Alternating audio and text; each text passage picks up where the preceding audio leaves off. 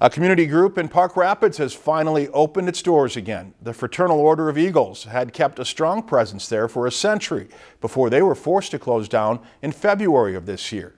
And as Jackson Bruner tells us, their return should come with a big impact.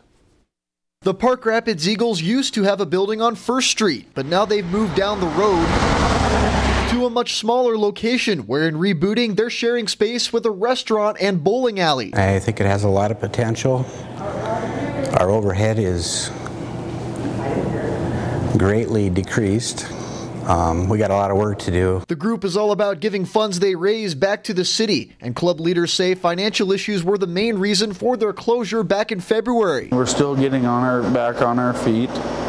It's not going to be a 0 to 100 mile an hour deal or anything. We're just kind of taking it day by day. These Eagles are working hard to recreate the presence they've had in the past. The latest local project fits the holiday spirit of giving with the assembly of a Christmas gift tree. It was focused on area kids in need, as adults could come into the building and sign up a child to receive a gift before Christmas. It ends today, and so we'll be shopping this weekend, and they'll be getting their gifts next week. The club will look to take on even more community projects later on, but they say more help is needed. There are barely 100 members in Park Rapids today. We do good stuff for the community, and that's what I like people to know and want to be a part of. For now, the leadership is simply staying positive. It keeps getting better, you know. We keep getting more business, and I really think it's going to work. In Park Rapids, Jackson Bruner, Lakeland News.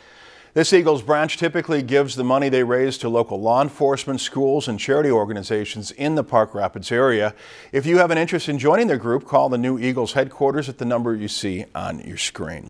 If you've enjoyed this segment of Lakeland News, please consider making a tax-deductible contribution to Lakeland Public Television.